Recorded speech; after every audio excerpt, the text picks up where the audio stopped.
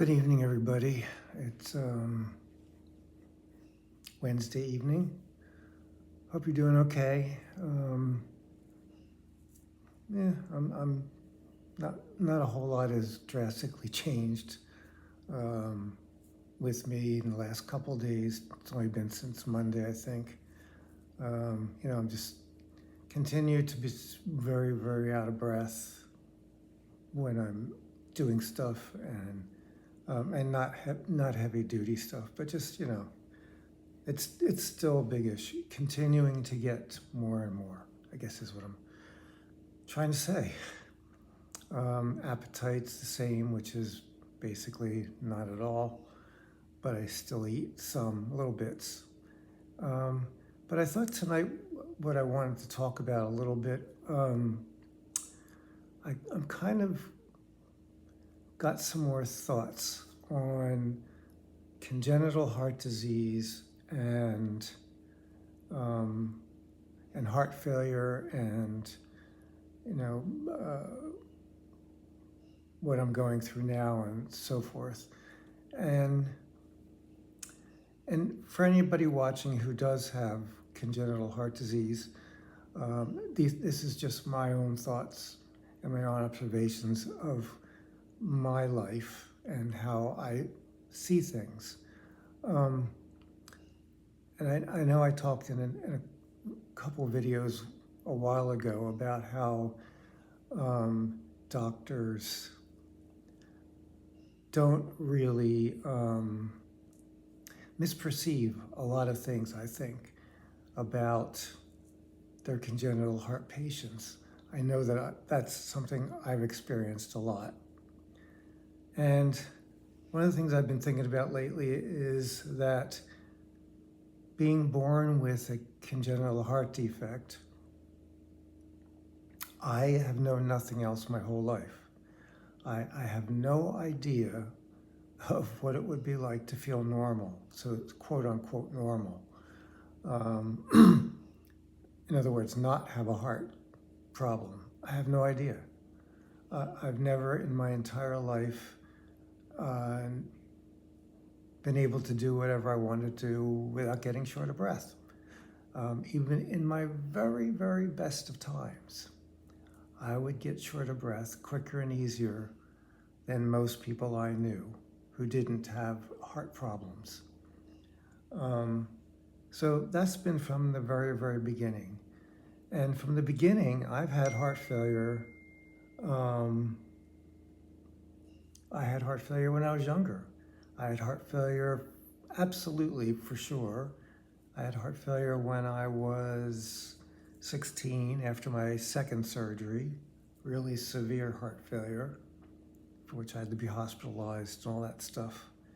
And then I had heart failure again before before the valve I had put in 1998 for a couple of years. Again, though, it was really not recognized for what it was because I needed a valve. So I was having lots of symptoms and unrecognized for 2 whole years. And then again, with this heart failure starting around 2011, not diagnosed till 2012.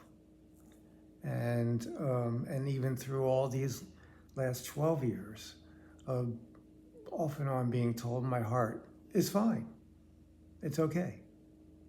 And look at me now. So what I think is people who are born, I guess it depends a bit on what particular congenital heart disease you're born with, but I was born with tetralogy of Fallot, and I know other people who were born with other things like single ventricle and, really pretty, some serious stuff.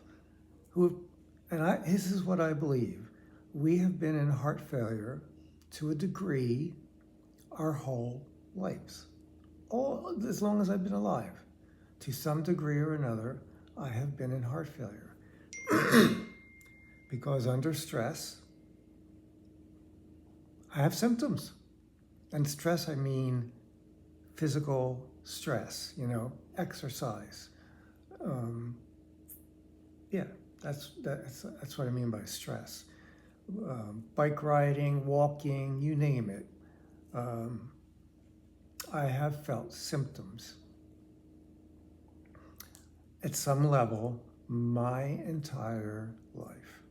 Sometimes much worse, sometimes not quite as bad. And part of why I'm saying this is, I think because of that, those of us with congenital heart disease, and I think it would be true for anybody born with a disease that is chronic, we learn early on in our lives to get on with life, to push through, to get, you got to do what you got to do. If you want to have a life, you got to make it happen. And that means pushing through whatever is going on, whatever symptoms you may have, so on and so forth. You just do what you have to do, and and I think if other people without these chronic conditions suddenly felt like I feel on a normal day, they would think they were very, very ill. They would think something's really wrong. But we don't. I know for me, all my life, something has to be really bad for me to say something's wrong. Like I have to really feel it. I don't just stop doing, going to school, going to work, whatever it may be. I mean, I've done all that stuff all my life with heart failure and without being in, active heart failure. But it's the same thing to me. So like, for instance, now even, people tell me all the time, well, you look fine. You look fine. You look great. You look fine. Okay. Now 30 pounds less than I used to be a year or so ago. So I look fine. Okay. I have to wear oxygen now 24 hours a day. But I look fine. And I've had that my whole life. You don't look sick. You look fine. You don't look sick. And so we tend two things. We tend not to be believed by people that we're as ill as we say we are. And so therefore we tend to, push it off ourselves. We go, oh, yeah, I don't feel good, but, I'm okay. I'm all right, don't worry. We're not. We're not okay. A lot of the time. I had a number of years of my life where I didn't have major problems, but there isn't a time in my life, ever, that I didn't have issues related to my heart. I remember when I moved, for example, I moved from Philadelphia to Colorado back in around 1980 or so, to Denver. And without even thinking or even knowing about it, it never crossed my mind that, Colorado has an elevation well above sea level. Denver is a mile-high city. It's mile high because it's 5,280 feet above sea level. And if you're used to living at sea level, when you live well above sea level, it affects you. But it never occurred to me because a lot of people, with normal hearts, they might feel a little something for a day or two. But when I moved there, after within a week, I didn't know what was going on. I couldn't breathe. I couldn't make a bed. I couldn't make my bed. Like get out of the bed and make my bed. And I'm like, what the hell is going on? Because I really didn't think about it. um, and so I was really, really short of breath. So what did I do? I went to the doctor. I said, I'm really, really short of breath. I don't know what's going on. I'm not eating well. A couple of things were happening that I just wasn't feeling good. And the doctor said, well, it's probably because of your heart and you're having, altitude sickness. I'm like, what the hell is that? I'd literally never heard of it before. And so when I was told what it was, and that and that people, come in, they'll come from sea level and go up to the mountains in Colorado to go skiing, that are 10, 11, 12,000 feet above sea level, and they'll get sick, and at first not know why, but then they'll adjust in a day or two. Most people will feel okay. Some people won't feel any difference at all, or just a bit. Whereas I was unable to function. And I couldn't go higher. I couldn't go higher. Here I am, I moved to Colorado, and I can't go to the mountains. So as it ended up, it took me about maybe 6 months to really adjust to where I was by exercising, walking a little bit every single solitary day. Walking a little bit and a little bit more and a little bit more until I was able to function at the basic level I needed to function in Denver. But I wasn't able to go for a jog in Denver ever. I was never able to go that far. I did get to where I could ride a bike on a flat surface, not a hill. Couldn't do it. So I still had symptoms with any kind of additional exertion that I wasn't used to on a very daily level. And then, I would try to go to the mountains, like to go even just to go up to the mountains, to go, walk around, Vail or one of those ski resorts. Forget skiing. That was out of the question. Out of the question. But to just go up to the ski resort level, which was about 8,500 feet, couldn't do it. I was sick as a dog. And I tried and tried and tried. But unless I lived at that level and would be able to stay there and adjust to it, there was no way I was ever going to adjust to it. So I was never able to do the things that one would move to Colorado for. So I got used to just, what I did in Denver. I went to nursing school there, and I had a life in Denver, and I did. But I couldn't go up to the mountains very often. And if I did, it was just going to be sitting around. I remember one time we went up this road called Trail Ridge Road. It's a car road. You drive over it. It's supposedly the highest paved road in the United States. And when you get to the top, you're 2 miles above sea level. So that's somewhere 11, 12,000 feet. And then there's a lookout up there. You can drive up there, get out of your car and look out and see, forever. And I don't remember it. We drove up there. What I remember was getting out of the car. And other than that, I don't recall anything about it. I was so out of it. I just don't recall. And I do remember then feeling very sick to my stomach, really short of breath.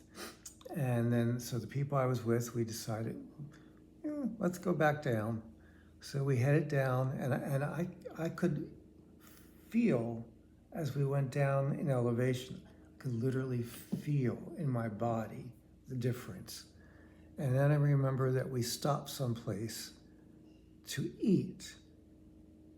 To eat. When you have altitude sickness, you don't want to eat. So we stopped at this place that was only like 6,500 feet, maybe 7 at most. And it was with, like three friends and me. And so they wanted to go to this pizza place up there. So we went there. I couldn't eat a bite. Couldn't eat a bite. Because I was still sick to my stomach. Just my body had been through hell that day. And so I couldn't eat. And then I remember driving the rest of the way back and just wishing I was just die because I felt so sick. And they had brought leftovers home in the car, and I could smell was that pizza, and I'm sick to my stomach, and all I want is to get home. So we got back, and then I had to their house, and I had to drive back to my house. And I remember getting home, and I remember going straight to bed. And I don't remember how long I slept, but I slept a long time so my body could recover from being in a car. It was crazy. I never did that again.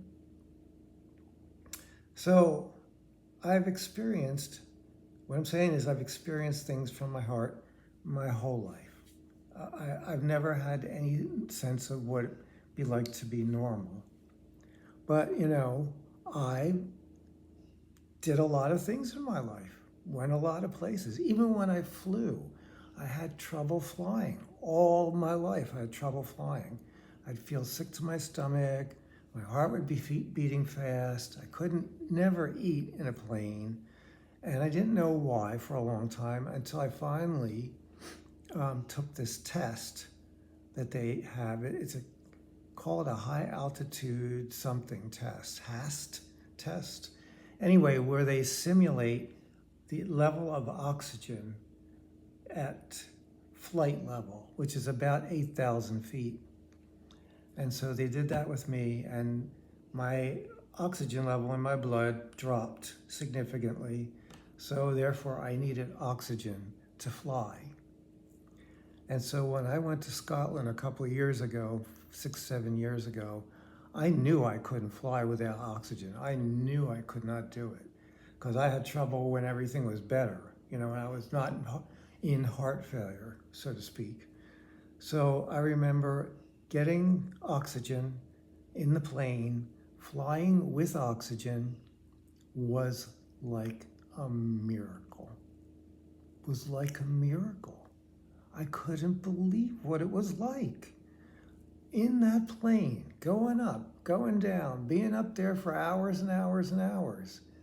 And I felt fine because I had oxygen. Fine. I could even get up and go walk to the bathroom with no problem. Whereas before I would be like, my heart would be pounding, I'd be short of breath just to go walk to the bathroom during flight. Forget eating.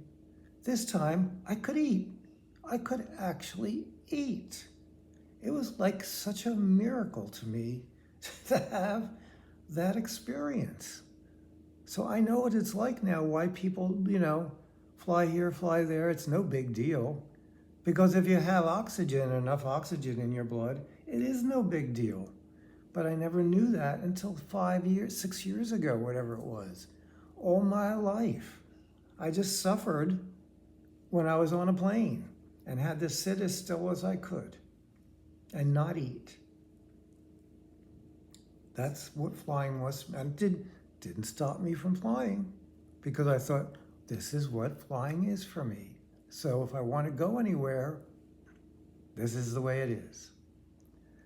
Until I fortunately learned, wish I had known that many, many years ago, but once I learned that oxygen was amazing, I started using oxygen and it was great. But I've only flown one other time since, also to Scotland, and it was the same thing. I was okay.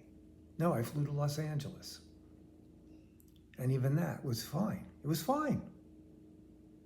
It was amazing. So in my life, I got to fly 3 times with oxygen to experience what the average person would feel anytime they fly. But I'm glad I got to experience it. Better than not at all. So anyway, so I think what I'm also saying is with this experience of dying, and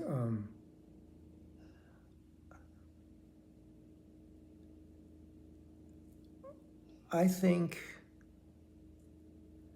I'm so used to pushing through, so used to pushing through things that I'm doing it here with this. I'm probably doing much more than your average person would be able to do, would be even able to do if they were at the same place I was at dying. Because I'm so accustomed to feeling horrible and pushing through it. And it's what I'm still doing. And so yeah, it's just weird. So I'm saying this partly because of my friends who have congenital heart disease and how we are constantly poo-pooed by our doctors, by our medical providers, who just don't think we look that bad. We couldn't, when I had this heart failure this time, well, you didn't look like you had heart failure, what I would expect to see. That's what the doctor said to me, my heart doctor, 12 years ago. Because there was nothing wrong with my heart. Listen, I gotta go. Somebody's at my door to fix my toilet. So I'll talk to you later.